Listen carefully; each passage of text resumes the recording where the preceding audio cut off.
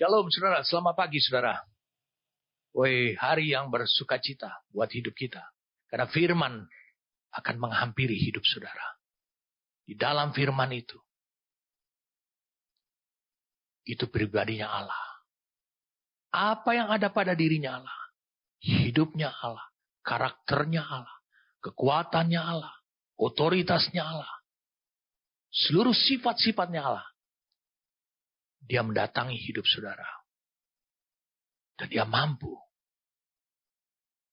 untuk memakai diri manusia untuk bisa juga memaparkan, memanifestasikan kehidupan, karakter, sifat-sifat Allah dan kekuatan Allah di dalam diri manusia. Saudara harus percaya bahwa firman bukan hanya memperbaiki hidup saudara. Tapi firman itu juga. Itu bisa memunculkan hidup yang sama. Karakter yang sama. Kekuatan yang sama. Sifat-sifat yang sama. Yang terdapat persis di dalam diri Allah dan pada Allah. Bisa menjadi nyata dalam hidup saudara. Sebelum saya sampaikan. Saya akan lanjutkan dari apa yang saya sudah sampaikan minggu lalu. Saya ajak kita untuk kita berdoa pada Tuhan.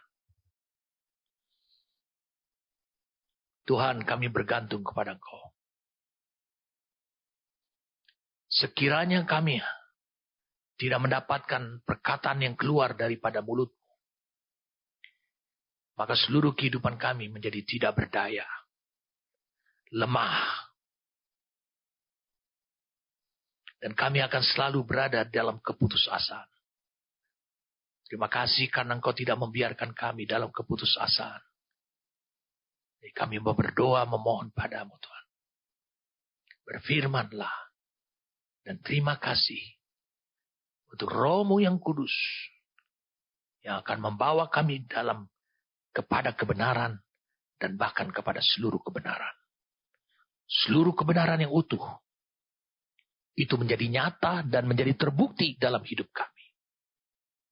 Kami adalah menjadi bukti-bukti yang nyata. Bahwa Engkau adalah Allah yang hidup. Allah yang mengirimkan dirinya kepada diri kami. Kepada manusia, kepada diri kami. Melalui atau lewat firman. Sehingga membuktikan bahwa Allah itu adalah Allah yang hidup. Ketika dunia melihat hidup kami Tuhan. Terima kasih. Karena Engkau mau berfirman dan berkata-kata kepada kami.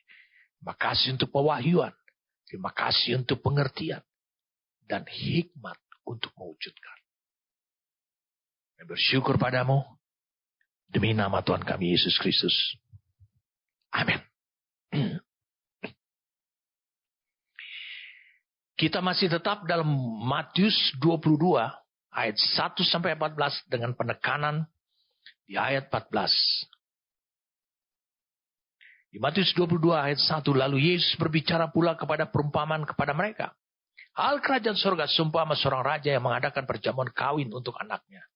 Ia menyuruh hamba-hambanya memanggil orang-orang yang telah diundang ke perjamuan kawin itu. Tetapi orang-orang itu tidak mau datang. Ia menyuruh pula hamba-hambanya lain, pesannya, katakanlah kepada orang-orang yang diundang itu, sungguhnya hidangan telah kusediakan, lembu-lembu jantan dan ternak piaraanku telah disembelih, semuanya telah tersedia. Datanglah ke perjamuan kawin ini. Tetapi orang-orang yang diundang itu tidak mengindahkannya. Ada yang pergi ke ladangnya, ada yang pergi mengurus usahanya. Dan yang lain menangkap hamba-hambanya itu, menyiksanya dan membunuhnya. Maka murkalah raja itu. Lalu menyuruh pasukannya ke sana untuk membinasakan pembunuh-pembunuh itu. Dan membakar kota mereka. Sesudah itu ia berkata kepada hamba-hambanya, perjamuan kawin telah tersedia. Tapi orang-orang yang diundang tadi tidak layak untuk itu. Sebab itu pergilah ke persimpangan-persimpangan jalan. Dan undanglah setiap orang yang kamu jumpai di sana. Ke perjamuan kawin itu. Maka pergilah hamba-hamba itu. Dan mereka mengumpulkan semua orang yang dijumpainya di jalan-jalan. Orang-orang jahat dan orang-orang baik. Sehingga penuhlah ruangan perjamuan kawin itu dengan tamu. Ketika raja itu masuk untuk bertemu dengan tamu-tamu itu. Ia melihat seorang yang tidak berpakaian pesta. Ia berkata kepadanya, "Hai saudara, bagaimana engkau masuk kemari dengan tidak mengenakan pakaian pesta?" Tapi orang itu diam saja. Lalu kata raja itu kepada hamba-hambanya, "Ikatlah kaki dan tangannya. Dan campakkanlah orang itu ke dalam kegelapan yang paling gelap. Di sanalah akan terdapat ratap dan kertak gigi. Sebab banyak yang dipanggil, tetapi sedikit yang dipilih. Sebab banyak yang dipanggil, tapi sedikit yang dipilih." Kita melihat dulu bahwa ruangan itu menjadi penuh. Tapi tetap berlaku apa yang Yesus katakan ini. Banyak yang dipanggil, tapi sedikit yang dipilih. Sebenarnya, undangan kepada orang-orang yang pertama, yang layak diundang, yang diundang oleh raja, itu sebenarnya tetap adalah orang-orang dengan jumlah yang lebih banyak daripada orang-orang yang ditemukan di jalan-jalan yang akhirnya layak untuk ikut perjamuan ini. Minggu lalu saya sudah janjikan pada saudara. Mengapa ada orang-orang yang tidak terpilih? Kita akan mulai melihat step demi step. Apa yang terjadi? Apa yang menyebabkan? Apa yang menjadi akar dalam diri orang-orang itu? Yang pertama, raja berpandangan orang-orang seperti ini layak diundang. Dia sudah menyiapkan daftar namanya. Dan dia sudah ingat orang-orang ini layak diundang. Ini adalah orang-orang yang dikenal. Ini adalah orang-orang yang selalu bersama dengan dia dengan setianya. Ini yang disebut mungkin umat Tuhan. Orang-orang dalam kelompok yang pertama ini. Yang diundang untuk ikut perjamuan kawin ini. Alkitab berkata orang-orang itu tidak mau datang. Lalu kemudian disuruh utusan yang kedua. Tetap tidak mau datang. Tapi Alkitab menulisnya, itu tidak menghindarkannya. Tidak mempedulikannya. Saya ingin menggarisbawahi kepada saudara. Ini bukan hanya sifat yang terjadi kepada bangsa Yahudi. Bangsa Yahudi, bangsa Israel adalah umat Tuhan. Sejak awal. Allah mengirim undangan kepada mereka. Tapi mereka cukup puas dengan keadaan mereka. Mereka menolak. Bahkan mereka membunuh hamba-hamba Tuhan. Bahkan mereka membunuh sang putranya juga. Tetapi mungkin kau berkata seperti ini. Aku kan bukan bangsa Israel ataupun bangsa Yahudi yang tegar tengkuk itu. Aku kan sudah lahir baru. Tetapi Yesus yang mengatakan perumpamaan ini. Dia ingin supaya saudara melihat.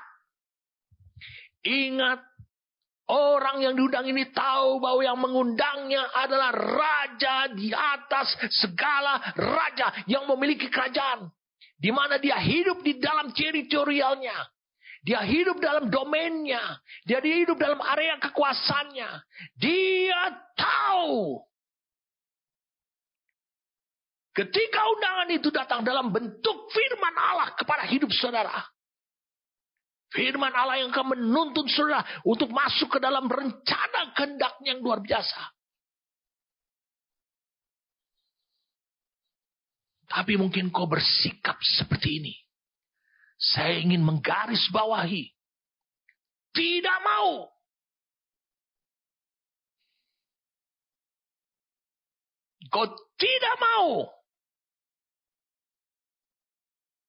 menjadi realita daripada firman itu.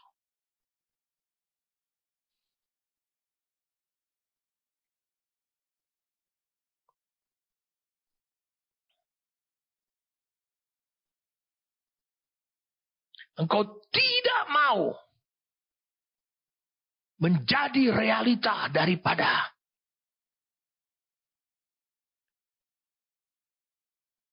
firman atau undangan tersebut. Tidak mau.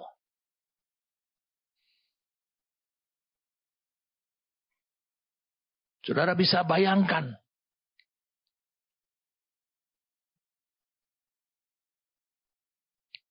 yang mengundang adalah raja. Titah raja. Perkataan raja. Mutlak ditaati.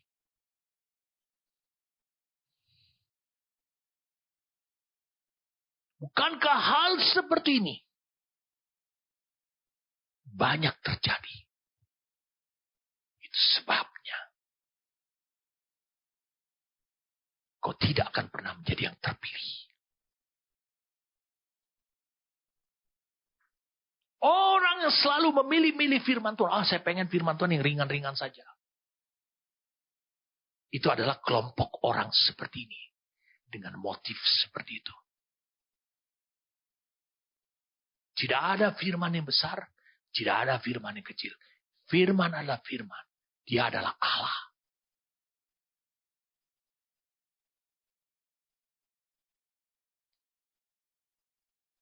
Saudara bisa bayangkan. Ingat, ini adalah raja yang mengundang mereka.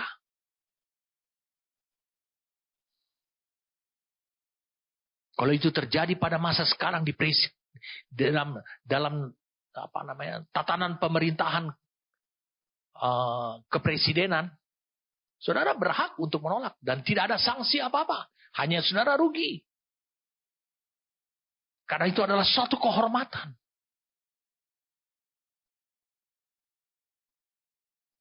Tidak mau menjadi realita. Bukankah engkau tahu? Sebenarnya engkau istimewa. Ketika firman mendatangi saudara, hal yang harus engkau rasakan dan membuat engkau berkobar-kobar dan menyala-nyala. Karena firman mendatangi hidup saudara, bukanlah supaya saudara bertobat, tapi engkau menjadi istimewa bagi Tuhan. Jika firman mendatangi hidup saudara.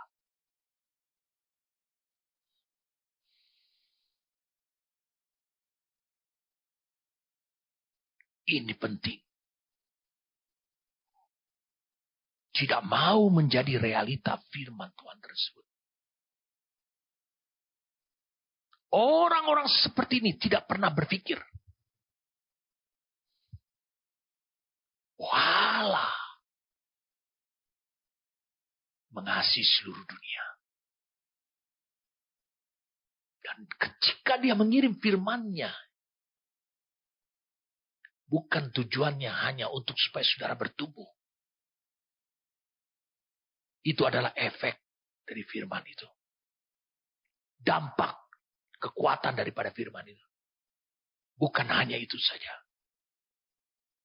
Tapi menunjukkan betapa istimewa engkau. Sehingga dia kirim firman-Nya.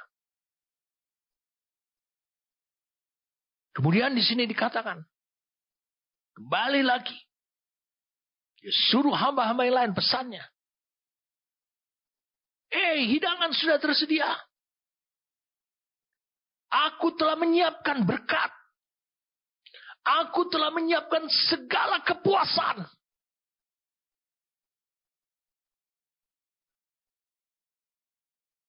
Apa yang aku miliki, di sini disebutkan ternak piaraanku telah disembelih. Semua telah tersedia untuk kalian nikmati.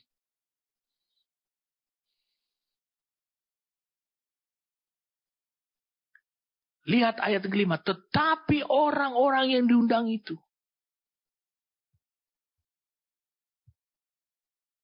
sekarang bukan tidak mau datang.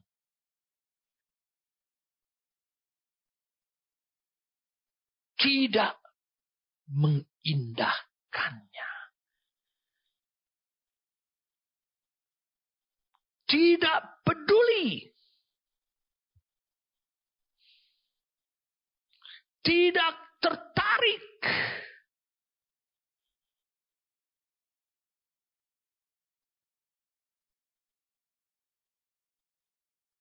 Saya mau beritahu pada saudaraku.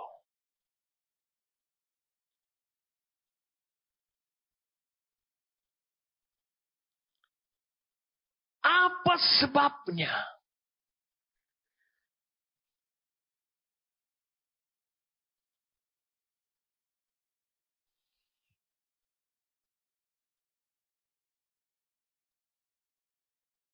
Engkau tidak tertarik kepada apa yang disiapkan oleh Allah. Dan hanya Allah saja yang memilikinya. Dan tidak ada hal yang lain. Apa sebabnya?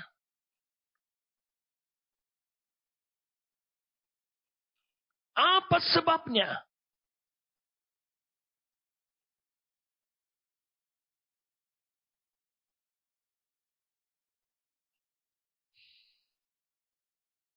Saya mau beritahu pada saudaraku. Seperti minggu lalu, atau 2 minggu yang lalu, atau berapa minggu yang lalu, saya pernah sampaikan ini kepada saudara. Orang-orang ini lebih sibuk untuk mengurusin ladangnya apa yang dimilikinya. Hal-hal yang lahiriah. Lembu-lembu jantan. Ternak piara. Ladangnya. Dan mengurus usahanya.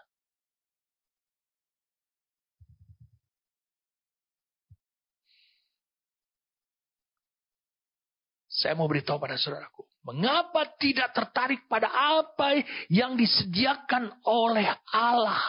Dan hanya Allah saja yang memiliki itu. Disediakan. Saudara tidak bisa menyediakan apa yang disediakan oleh Allah. Apa yang dimiliki oleh Allah. Tapi saudara bisa bayangkan. Orang ini pun juga tidak tertarik. Mengapa mereka tidak tertarik? Dengarkan saya. Mari saya ajak saudara untuk bisa melihat. 1 Yohanes pasal yang kedua.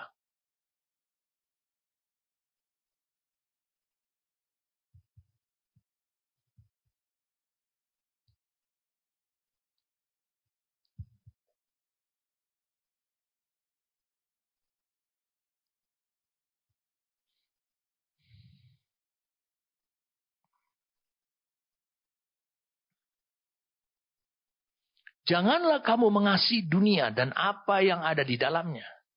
Jikalau orang mengasihi dunia, maka kasih akan Bapa tidak ada di dalam orang itu.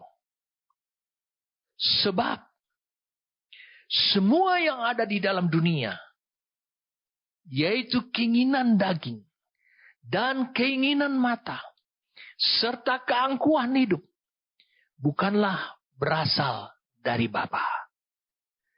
Bukanlah bersumber dari Bapa. Melainkan dari dunia ini. Dan dunia ini sedang lenyap. Dengan keinginan itu tadi. Tetapi orang yang melakukan kehendak Allah. Orang yang mewujudkan realita firman. Akan tetap hidup selama-lamanya. Alkitab menegaskan kembali kepada kita. Mengapa orang-orang ini tidak tertarik dengan apa yang disediakan oleh Allah? Padahal itu adalah sesuatu yang tidak disediakan. Yang tidak mampu disediakan oleh dunia. Mengapa mereka tidak tertarik? Mari kita lihat. Salah satu pencobaan yang Yesus alami. Satu pencobaan yang Yesus alami. Di Lukas pasal yang keempat.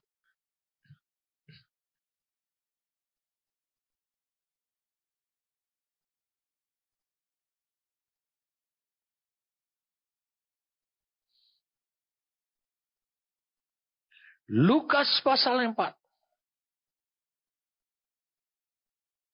Ayat 5. Kemudian iblis, membawa Yesus ke suatu tempat yang tinggi. Dan dalam sekejap mata. Bling. Satu kali. Ia memperlihatkan kepada semua kerajaan dunia. Kata iblis kepada yang segala kuasa itu, kekuasaan ini. Serta kemuliaan yang kau lihat itu akan kuberikan kepadamu. Sebab semua itu telah diserahkan kepadaku. Dan aku memberikannya kepada siapa saja yang kau kehendaki. Semua kemegahan kerajaan dunia. Dia bilang, jadi jika engkau menyembah aku. Ayat 7. Seluruhnya itu akan menjadi milikmu. Tapi Yesus berkata kepadanya. Ada tertulis engkau harus menyembah. Kau harus. Tidak ada opsi yang berikutnya. Kau harus menyembah Tuhan Allahmu. Dan hanya kepada Dia sajalah engkau berbakti. Yesus tidak tertarik. Sekarang Yesus yang sama.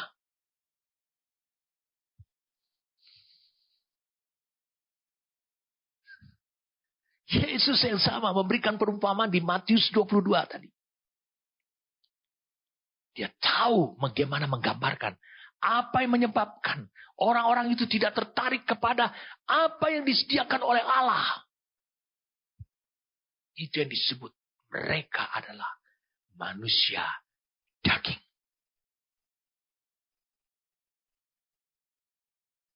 Manusia daging hanya memikirkan apa yang berasal dari daging.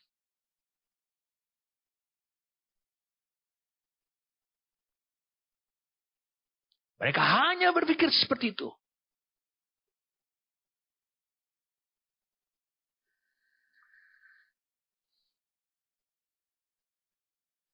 Jadi manusia daging ini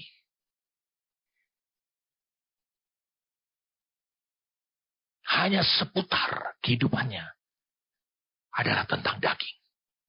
Tidak lebih.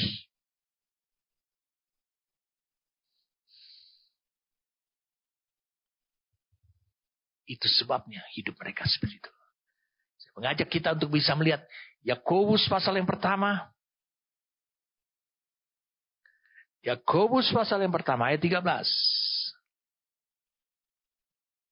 Apabila seorang dicobai, digodai, supaya jatuh dalam dosa. Janganlah ia berkata pencobaan ini datang dari Allah. Karena Allah tidak pernah mencobai. Sebab Allah tidak dapat dicobai oleh yang jahat. Dan ia sendiri tidak mencobai siapa. Tetapi tiap-tiap orang dicobai oleh keinginannya. Di sini digunakan kata nafsu. Digunakan kata las. Epitumia. Saya pernah bagikan pada saudara. Karena ada keinginan. Keinginannya sendiri karena ia diseret dan dipikat oleh. Dan apabila keinginan itu telah dibuahi. Ia melahirkan dosa. Dan apabila dosa itu sudah matang. Ia melahirkan maut. Saya mau tanya. Menurut Matius 22 ini. Dari ayat yang kelima. Dari ayat yang keenam. Bukankah mereka ngurusin ladang mereka? Bukankah mereka mengurusin usaha mereka? Apa yang salah?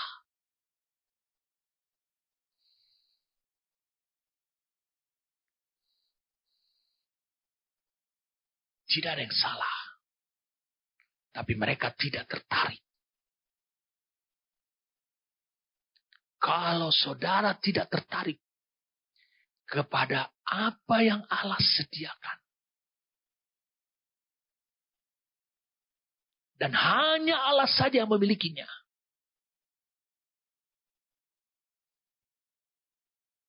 Allah menyediakan buat hidup saudara rencananya, rancangannya, kehendaknya. Allah menyediakan buat hidup saudara firman-Nya. Allah menyediakan buat hidup saudara pribadinya, karakternya, sifat-sifatnya, otoritasnya, kuasanya. Tapi kalau engkau lebih tertarik kepada semua hal-hal yang lahiriah, dunia usahamu, itu yang menggembirakan. Inilah salah satu akar engkau tidak akan terpilih.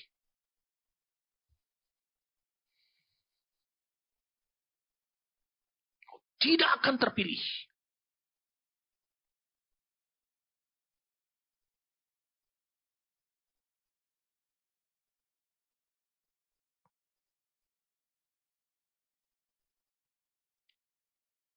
Jagai hidup saudara.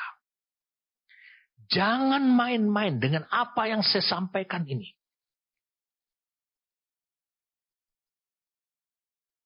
Perhatikan baik-baik. Mengapa mereka tidak tertarik ke apa yang disediakan oleh Allah? Mengapa mereka masih tertarik kepada ladang mereka? Apa yang mereka punyai? Usaha mereka. Roma 8 ayat 5 mengatakan, sebab mereka yang hidup menurut daging memikirkan hal-hal yang dari daging. Roma 8 ayat 5 tegas. Mereka yang hidup menurut roh memikirkan hal-hal yang dari roh, yang hanya Allah punya saja. Itu menjadi pemikiran mereka. Ingat, disinilah terletak nilai penilaian itu.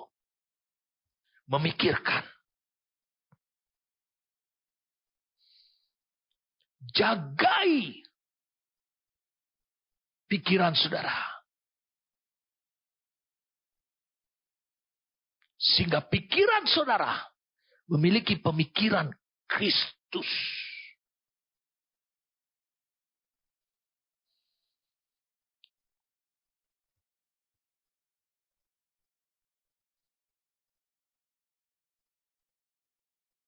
Yang ketiga.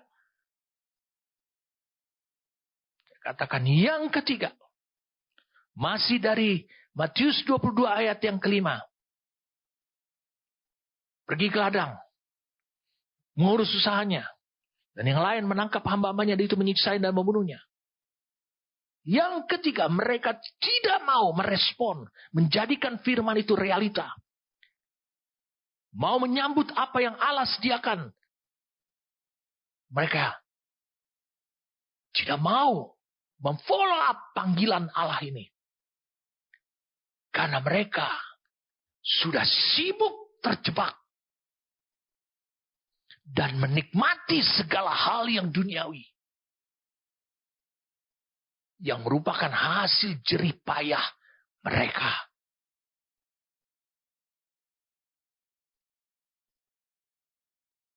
John Sung. Saya katakan John Sung. Dia pergi ke Amerika. Bersekolah. Dan dia kenal Tuhan. Ketika dia kembali ke daratan Cina. Dia membuang ijazah kedokterannya ke laut. Dia katakan ini tidak berarti. Mengapa? Karena bagi dia, panggilan yang tertinggi itu adalah menjadi anak Allah. dan menjadi hambanya.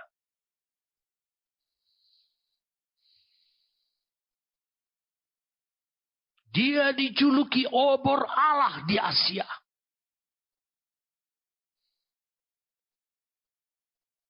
Dia datang ke Indonesia. Di Makassar. Sebelum dia melayani suatu gereja. Pintu gerbang gereja. Pintu gedung gereja itu. Garis lurus dengan mimbar. Dia menuju ke mimbar. Seluruh jemaat yang ada di situ. Merasakan kedahsyatan kuasa Allah. Merasakan kemuliaan Allah. Dan bahkan ada orang yang rebah. Ketika dia berjalan masuk.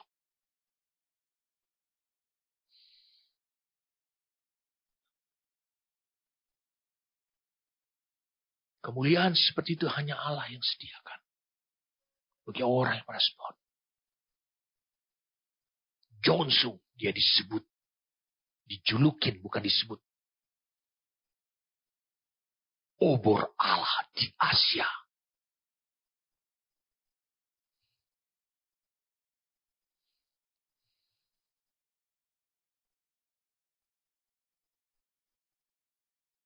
Kita lihat kemudian.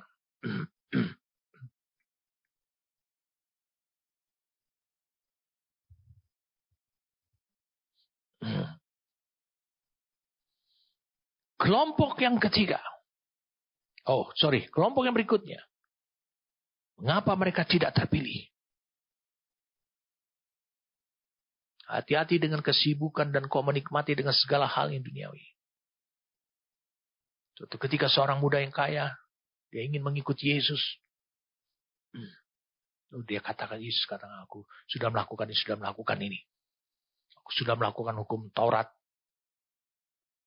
Aku sudah genapkan itu sejak masa mudaku. Lalu kata Yesus dikatakan, oke, kalau gitu, jual hartamu, bagikan kepada orang miskin. Lalu ikutlah aku. Supaya jangan ada orang mengikat engkau. Supaya jangan kau berpikir lagi.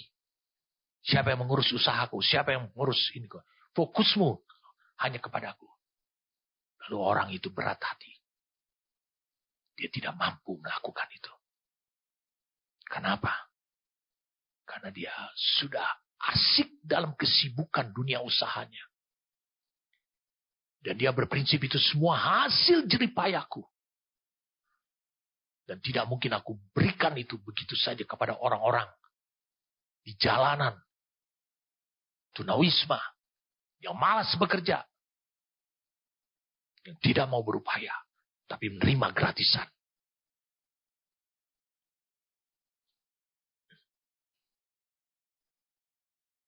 Yang berikutnya. Mereka menangkap hamba-hambanya. Menyiksanya dan membunuhnya. Ada lagi yang lain.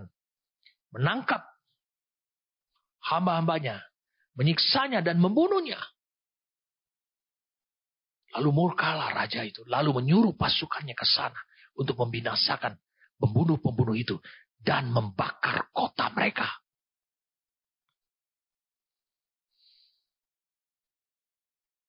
Saya mau beritahu. Jangan kau sampai kepada orang seperti ini. Ketika firman mendatangi kau, itu menunjukkan kau istimewa di hadapan Tuhan.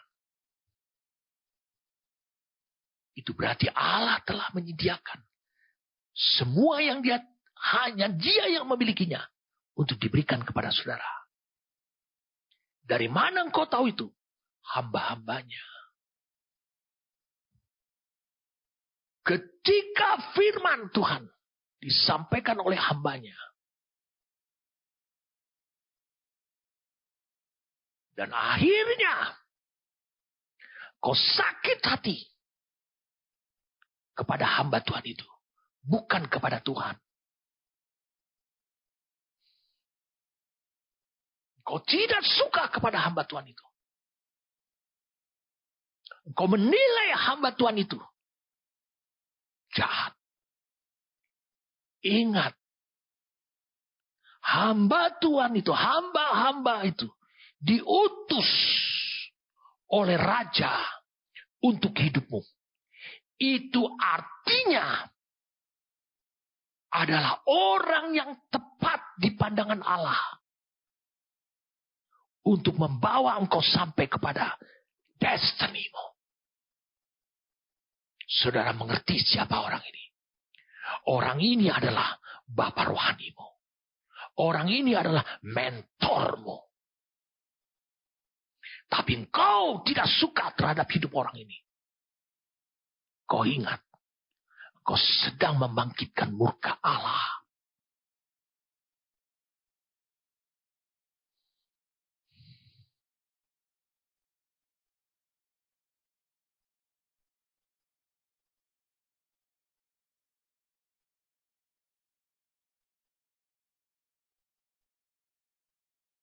Padahal hamba Tuhan ini itu utusan Tuhan. Dan Tuhanlah yang menilai bahwa dia adalah orang yang tepat untuk membawa saudara berhasil menjadi yang terpilih. Engkau berpikir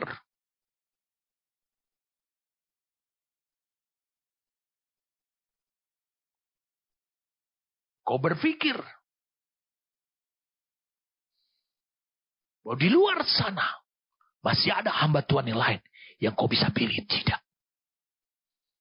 Kau salah. Kau menjadi terpilih ketika kau menyambut hamba Tuhan itu.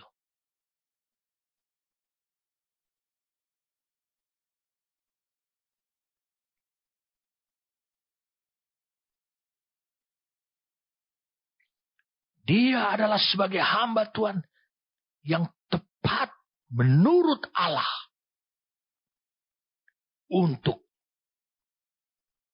membuat saudara menjadi yang terpilih.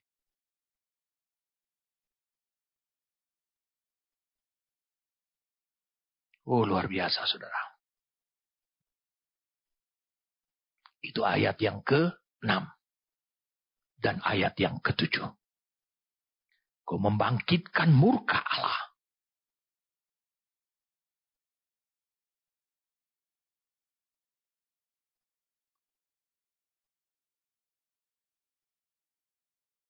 Saya mau saudara merenungkan kalimat ini. Menurutmu, saya tanya pada saudara, menurutmu, apakah Bapa rohani saudara yang memilihnya?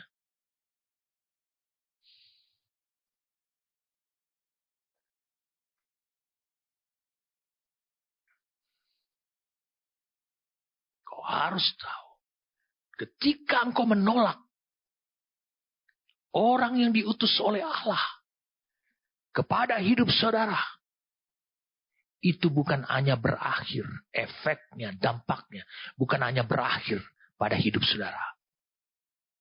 Di ayat 7-nya dikatakan, maka murkalah raja itu lalu menyuruh pasukannya ke sana untuk membinasakan pembunuh itu dan membakar kota mereka.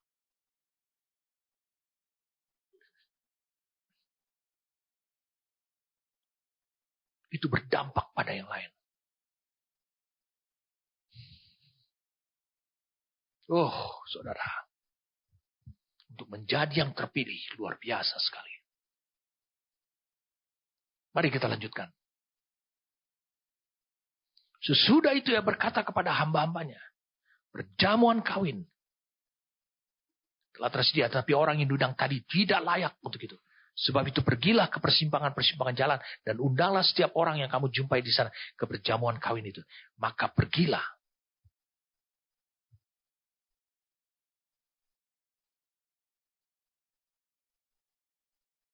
Maka pergilah, dikatakan.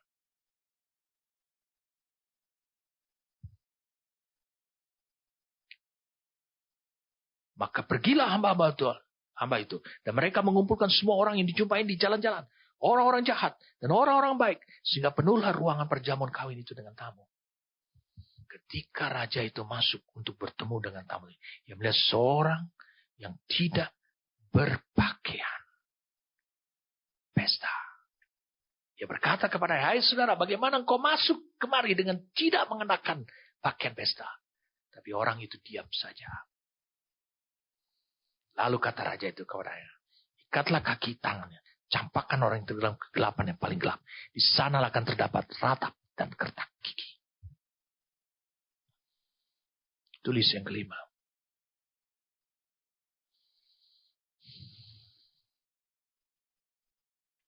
Mereka yang tidak. Saya ulangi. Mereka yang tidak menyiapkan diri mereka. Jadi engkau gagal karena menjadi yang terpilih. Meskipun engkau dipanggil.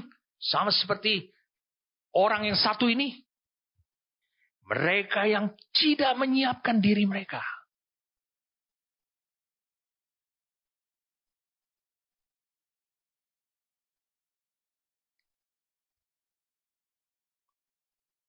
Dikatakan mereka yang tidak menyiapkan diri mereka dengan jubah. Ataupun perbuatan-perbuatan yang benar.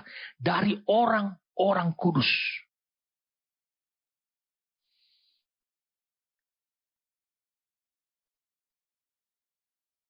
Ini adalah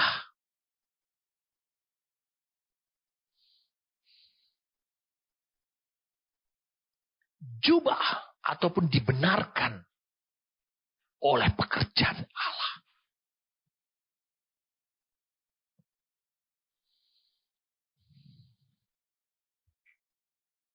Pakaian kebenaran yang dikenakan pada hidup saudara adalah perbuatan-perbuatan yang benar.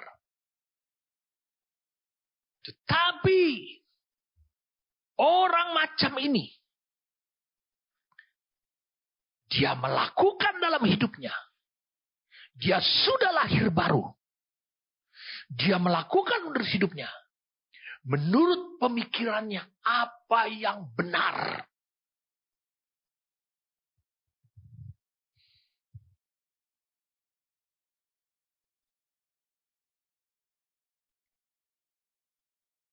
Saya mengajak saudara untuk bisa melihat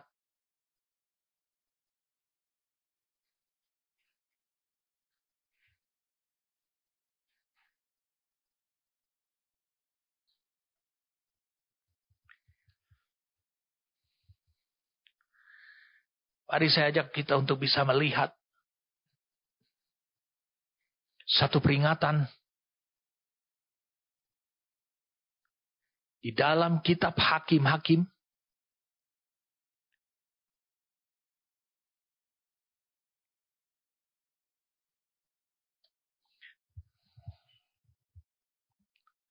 Hakim-Hakim 17.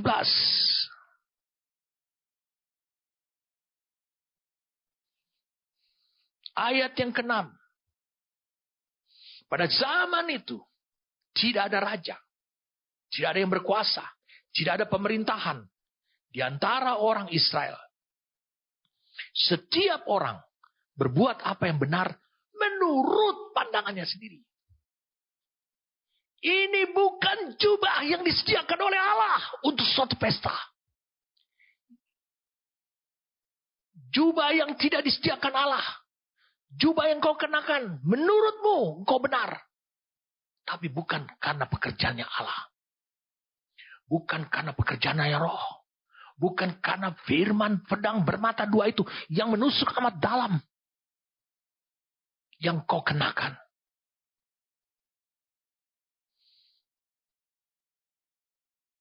Saudara bisa membayangkan. Banyak orang-orang seperti ini. Dia melakukan menurut kebenaran yang menurut dia.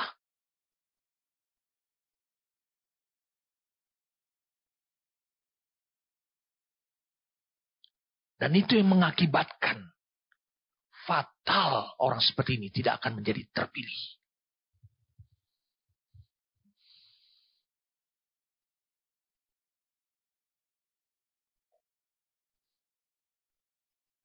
Wah, kau tetap harus ingat.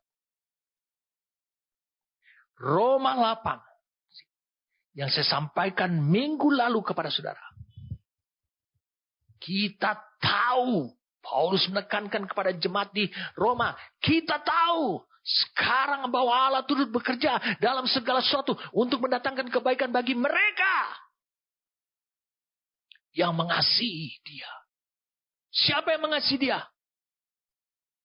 Adalah yang memegang perintahnya dan melakukannya. Yohanes 14 ayat 21. Yaitu bagi mereka yang terpanggil.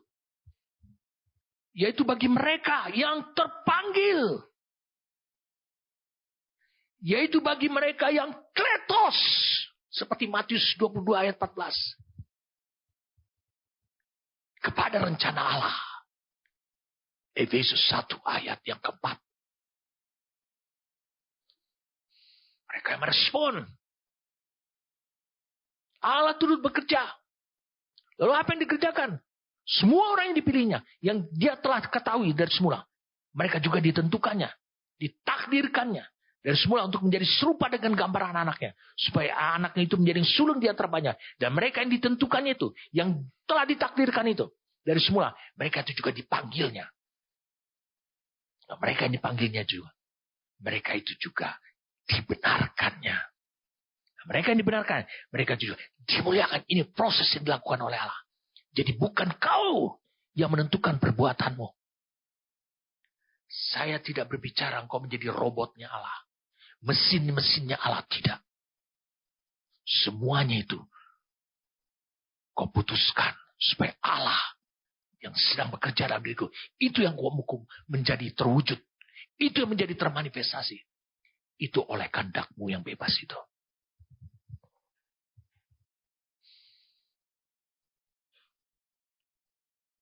Wow.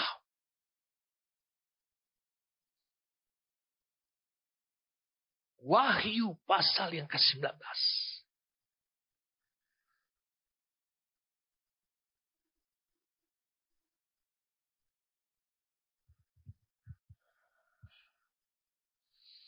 Wahyu pasal 19.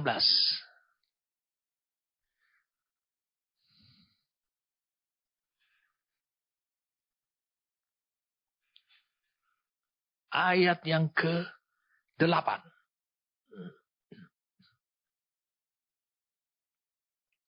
Wahyu 19. Ayat yang ke-8.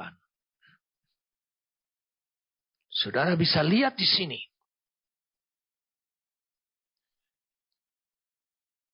Mereka mengenakan pakaian lenan halus. Yaitu perbuatan-perbuatan yang benar dari orang kudus mereka.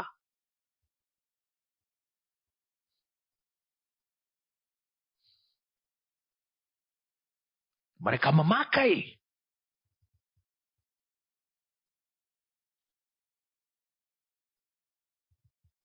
pakaian-pakaian itu. Dalam ayat yang ke-4.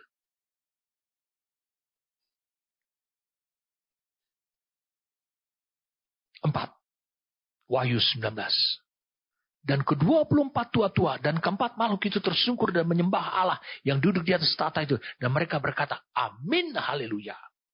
Kalau engkau baca dalam Wahyu pasal yang ke-4. Ke-24 tua-tua itu.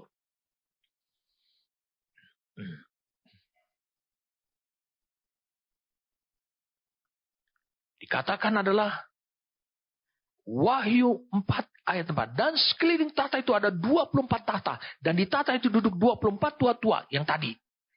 Wahyu 19. Yang memakai pakaian putih dan mahkota emas di kepala mereka.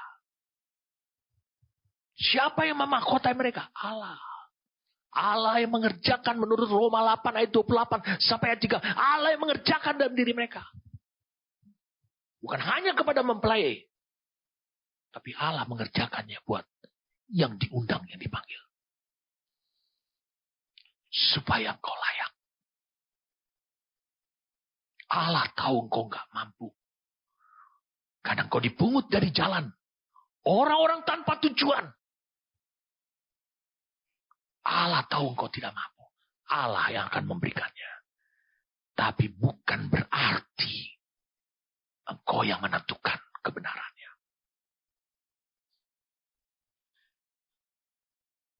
Jadi, mereka yang tidak menyiapkan diri mereka dengan jubah atau perbuatan yang benar dari orang-orang kudus, yaitu melalui pekerjaan Allah di dalam dirinya, yang akan membawa kepada tujuan, masuk kepada rencana kehendaknya, yaitu pesta, sukacita perjamuan, kawin anak domba. Jika kau tidak menyiapkan dirimu di sini, kau akan gagal mencapai yang terpilih.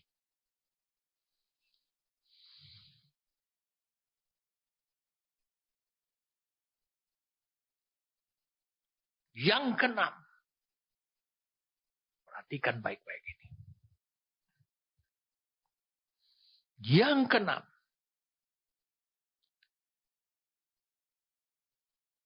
siapa yang gagal dan mengapa mereka gagal menjadi yang terpanggil?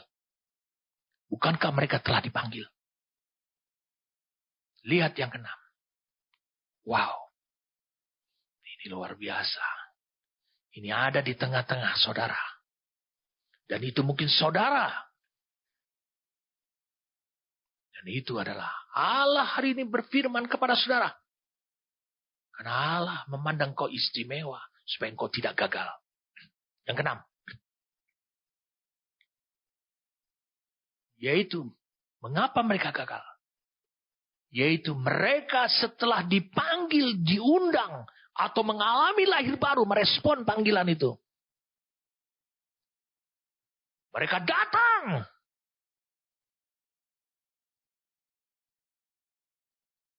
Hanya untuk menikmati makanan atau berkat. Berkat dari Allah saja.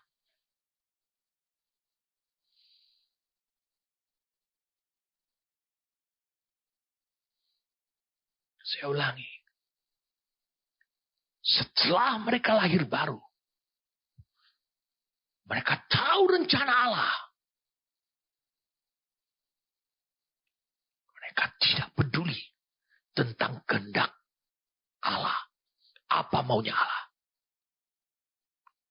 Mereka hanya mau menikmati apa yang disediakan oleh Allah. Inilah yang terjadi pada orang yang satu ini. Ini berbicara tentang motif. Ini berbicara tentang kecenderungan hati.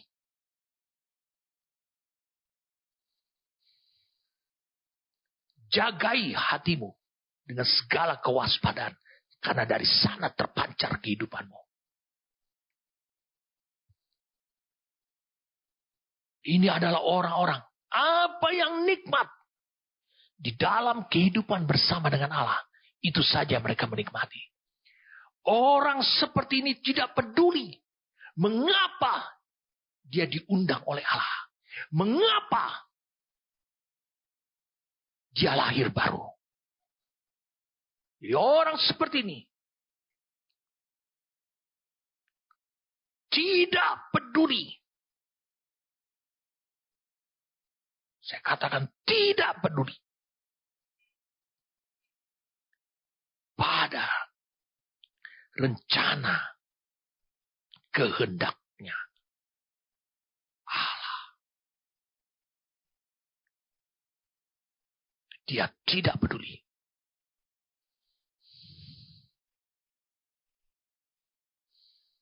Bagi dia, hidup itu adalah berkat-berkat Allah.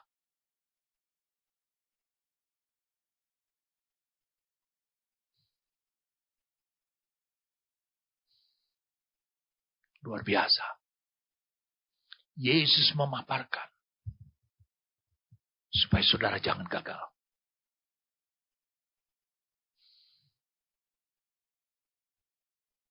Banyak orang seperti dalam gereja.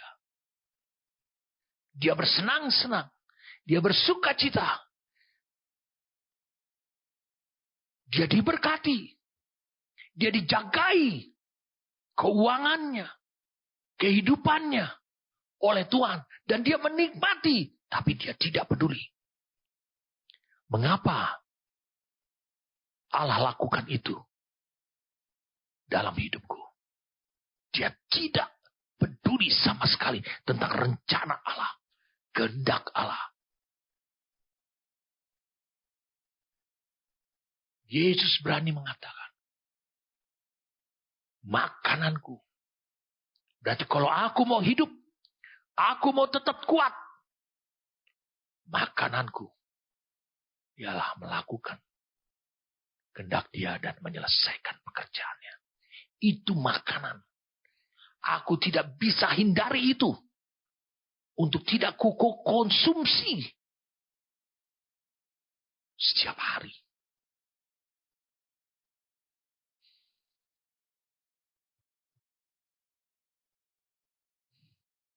Yang ketujuh.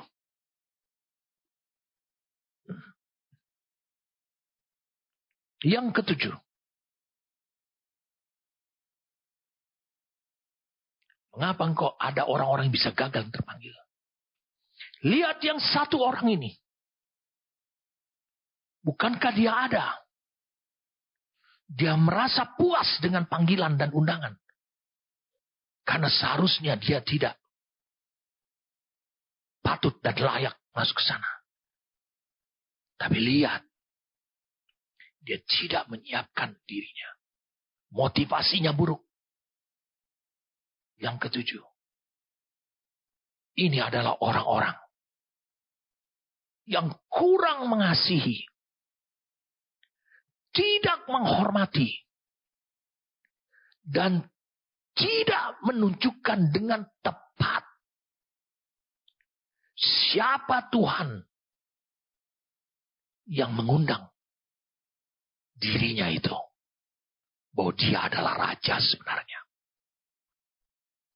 Dia hidup sebagaimana menurut dia.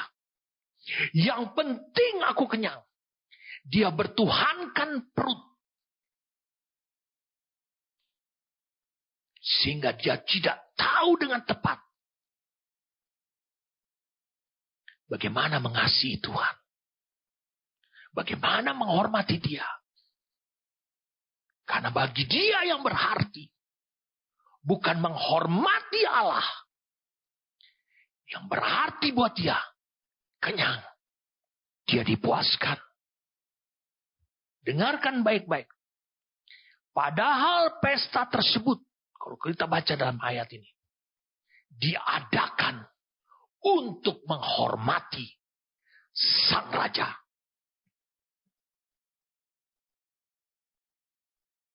Untuk menghormati sang raja.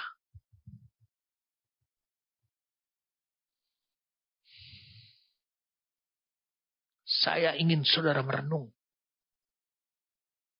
Setiap firman yang mendatangi hidup saudara, itu adalah undangan untuk masuk kepada kebahagiaan Allah dan manusia. Ketika firman mendatangi saudara, yang pertama harus tertanam pada diri saudara. Harus menjadi fokus saudara. Siapa yang berkata-kata itu? Kalau engkau menyadari bahwa yang berkata-kata itu adalah Allah sang pencipta langit dan bumi yang maha kuasa, tentu engkau akan memberikan rasa hormat. Tidak main-main dengan apa yang dia katakan. Ketika engkau tidak main-main dengan apa yang diperkatakan Tuhan, maka engkau menghormati dia. Undangan pesta tersebut bukan untuk membuat hidup saudara semau gue. Tapi engkau harus membuktikan bahwa engkau menghormati sang raja dan putranya yang sedang dinikahkan itu. Itu menyebabkan kau kurang mengasihi, Kau lebih banyak mengasihi dirimu sendiri. Supaya aku kenyang. Kau tidak bisa menghormati Allah. Ada banyak orang mempertanyakan. Dan banyak memperdebatkan. Dan banyak mencari peluang.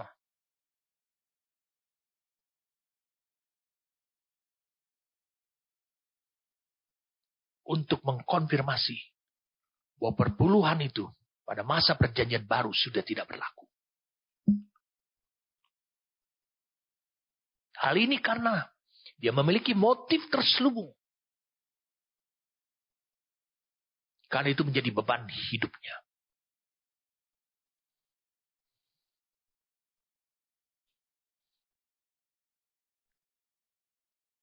Ini hidup yang berbahaya. Perpuluhan adalah menurut aturan Melkisedek adalah penghormatanmu kepada Allah yang Maha Tinggi.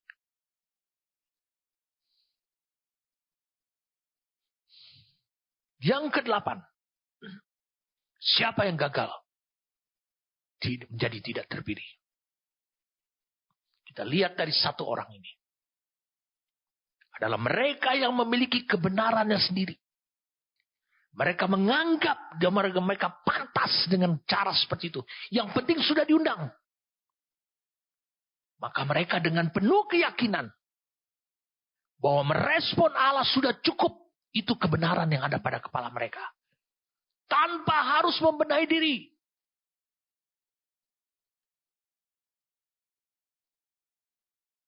Pakaian pada orang-orang Yahudi itu sesuai dengan waktunya. Sesuai dengan musimnya. Pakaian kabung ada. Pakaian pesta ada. Orang seperti ini berprinsip, saya kan orang bebas. Allah tidak bisa mengatur saya. Memang benar. Tapi apa yang Allah idam-idamkan sejak dulu, itu tidak bisa menjadi realita lewat hidupmu. Jadi ke-8 hal seperti ini, itu betul-betul menjadi kendala dan bahkan menggagalkan mereka yang sudah dipanggil menjadi yang terpilih. Kita sampai kepada kesimpulannya. Saudara bisa melihat unsur apa yang paling kuat. Unsur apa yang paling kuat. Faktor apa yang paling kuat. Yang membuat orang-orang yang sudah dipanggil tapi bisa gagal karena mereka masuk kepada kelompok 8 hal yang membuat mereka gagal menjadi yang terpilih. Yang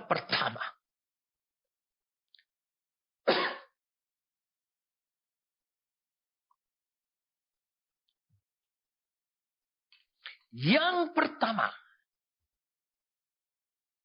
waspadai kehendak bebas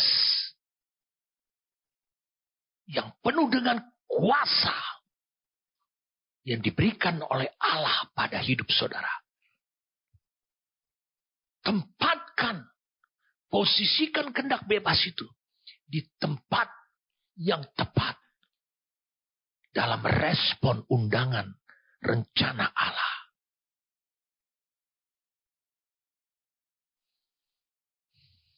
Yang kedua,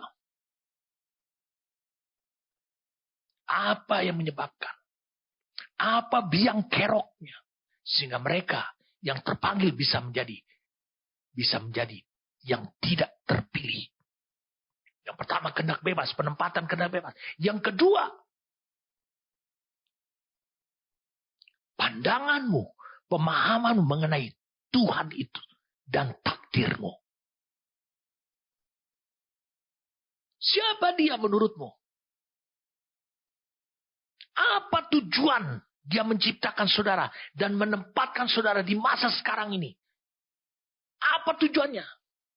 Kau harus memiliki pandangan yang benar, yang sama dengan Tuhan. Kalau tidak, ini akan menjadi biang kerok. Kau akan menempatkan Tuhanmu sebagai orang yang terus memberkati.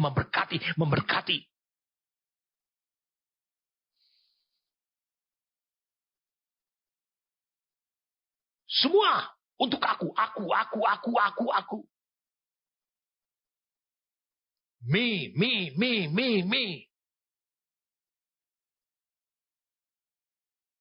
Tidak ada yang lebih dari itu. Apa pandanganmu? Apa pemahamanmu mengenai Tuhan dan takdirmu? Yang ketiga,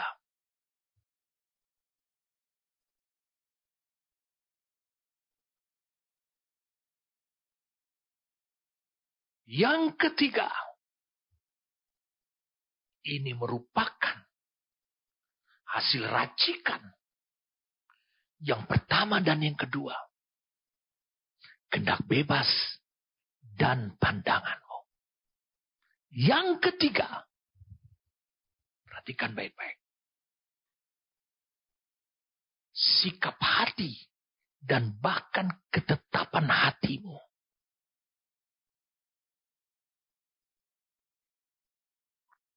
Apa yang menjadi ketetapan hatimu? Karena saudara memutuskan bukan hanya berhenti sampai dipanggil saja. Tapi sampai terpanggil. Ada proses. Di mana hal-hal itu harus saudara lewati. Dan kalau engkau tidak memiliki ketetapan hati, maka engkau dalam setiap proses engkau akan bergumul. Kalau terlalu lama engkau bergumul dan terlalu banyak engkau bergumul, dalam setiap proses engkau akan bisa mengalami tidak terpilih. Kita kembali lagi pada ayat ini. Yesus pada akhirnya ayat 14 mengatakan, sebab banyak yang dipanggil, tapi sedikit yang dipilih.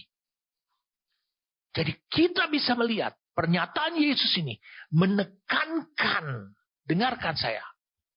Di sini sudah jelas, nampak dengan jelas, menekankan kerjasama yang besar.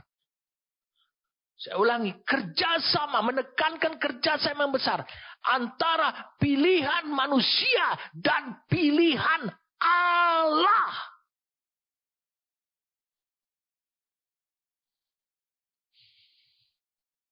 Yesus menunjukkan kerjasama antara Allah dan manusia. Bukankah hari kebahagiaan itu adalah kebahagiaan di mana Allah dan manusia menunggal dalam kebahagiaan?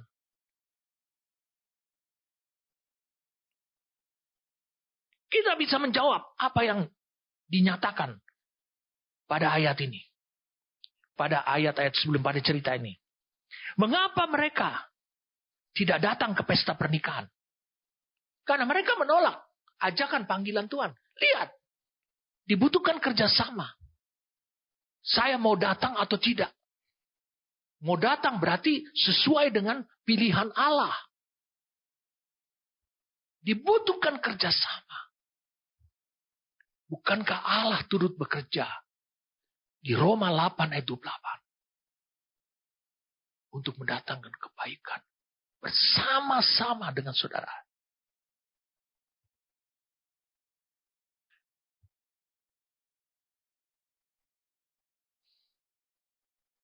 Lihat pada kesimpulan akhirnya. Dari cerita ini. Ini sesuatu yang dahsyat yang harus menjadi perenungan buat hidup saudara. Harus menjadi pemikiran buat hidup saudara. Lihat.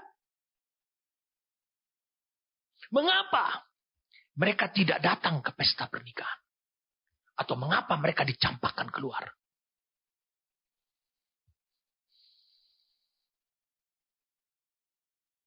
Mengapa mereka tidak layak ataupun datang ke pesta pernikahan?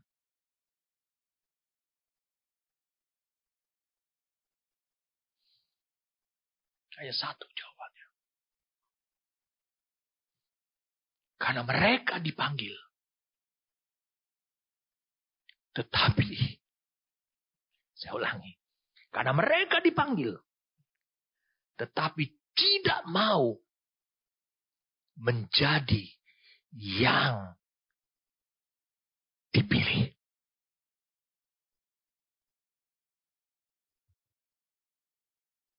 Itu sebabnya mereka menolak perjamuan itu.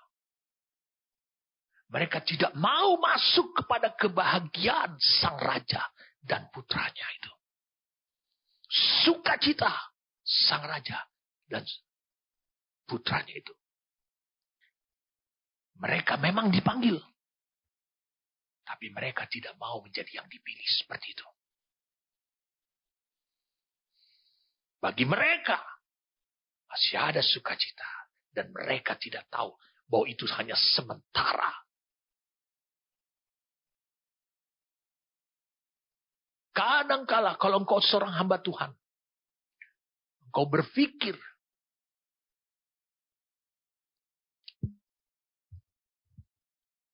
bahwa engkau bersukacita karena jemaatmu maju-maju semua. Jangan sampai itu terjadi.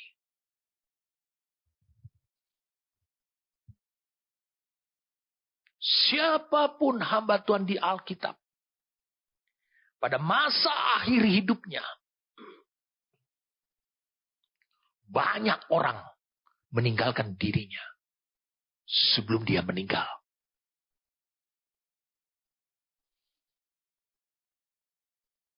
Karena kita dipanggil untuk panggil sebagai hamba Tuhan untuk menggenapkan firman Tuhan ini. Yaitu banyak yang dipanggil, tapi sedikit yang dipilih. Jadi kehadiran dirimu adalah instrumen bagi Tuhan. Adalah alat bagi Tuhan. Untuk menyeleksinya. Siapa yang layak. Sampai pada wahyu. Ini penting. Saya ulangi lagi. Mengapa mereka tidak datang ke pesta pernikahan? Karena mereka dipanggil, tapi tidak mau menjadi yang dipilih. Dari pernyataan Yesus saja. Sebab banyak yang dipanggil, tapi sedikit yang dipilih. Pernyataan ini menekankan kerjasama yang besar. Antara pilihan manusia, berhargakah itu? Dan pilihan Allah.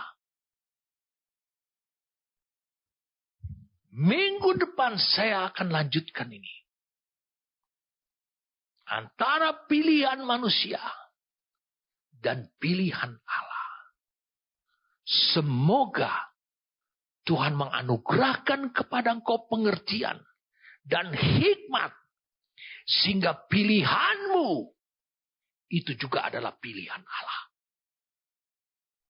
Kalaupun tidak, maka engkau akan menjadi gagal, menjadi yang terpilih. Itu yang tidak Allah kehendaki. Tapi engkau benar-benar tidak layak untuk masuk ke dalam kebahagiaan Tuhannya. Saya mau beritahu pada saudara, sebelum kita berdoa. Di ayat 13-nya. Kata raja itu kepada hamba-hambanya, ikatlah kaki dan tangannya. Buat dia tidak berdaya. Dan campakkan orang itu ke dalam kegelapan yang paling gelap. Sehingga dia tidak bisa melihat. Tidak bisa mengerti. Tidak ada pewahyuan. Dengan sikap seperti itu. Tidak ada pewahyuan. Tidak ada pengertian. Tidak ada hikmat. Di sanalah akan terdapat ratap dan kertak gigi. Ratap dan kertak gigi di orang Israel itu adalah menggambarkan keputusasaan karena ketidakberdayaan. Itu menggambarkan keputusasaan karena ketidakberdayaan. Allah akan membiarkan engkau dalam kondisi seperti itu.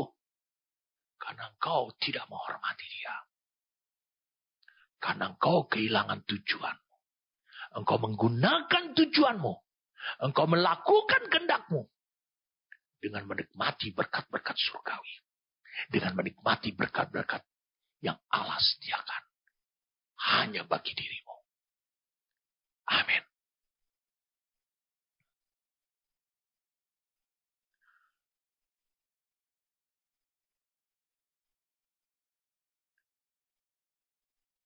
Roh Kudus membawa pedang roh bermata dua yang sangat tajam. Dia sanggup memisahkan antara apa yang sudah tertanam pada jiwa dan apa yang Allah tanam pada rohmu. Hari ini Allah mengoreksi hidup saudara. Kalau engkau dibiarkan terus oleh Allah, sebelum mendengarkan firman Tuhan hari ini, kau dibiarkan terus oleh Allah, dalam kondisi seperti ini, keberadaanmu, kau akan gagal menjadi yang terpilih. Saya berdoa pada saat ini juga, supaya roh Tuhan menolong, mengubah sikap saudara. Dia bekerja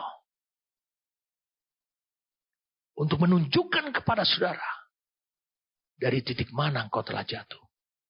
Hamba berdoa pada saat ini Tuhan. Tolonglah mereka semua yang mendengarkannya. Kami tahu bahwa Roh Kudus tidak pernah mendakwa. Tapi Roh Kudus menyadarkan, menginsyapkan, menunjukkan. Dengan memaparkan kebenaran yang sebenarnya. Hamba berdoa supaya mereka tidak sampai kepada suatu titik putus asa. Karena mereka tidak berdaya. Mau buat apa saja. Hamba berdoa supaya kaki mereka tidak terikat. Tangan mereka tidak terikat. Sehingga mereka terus bisa melanjutkan perjalanan mereka. Di dalam terang Tuhan. Di dalam ruangan pesta selalu terang benderang. Tapi di luar ruangan itu, tempat penghukuman adalah tempat yang gelap. Hamba berdoa supaya mereka terus menerima pewahyuan dan pengertian dan hikmat. Hamba berdoa supaya mereka memiliki kaki yang kuat, tangan yang kuat untuk melakukan perjalanan kehidupan rohani ini. Hamba berdoa supaya mereka diberikan semangat dan bukan keputusasaan. Semangat yang membangkitkan energi di dalam hidup mereka. Terima kasih Tuhan. Kirimkanlah Tuhan semua yang Tuhan telah siapkan buat mereka. Supaya mereka berjalan terus sampai kepada menjadi yang terpilih. Terima kasih untuk firman-Mu. Terima kasih untuk roh-Mu. Demi nama Tuhan kami Yesus Kristus. Amin.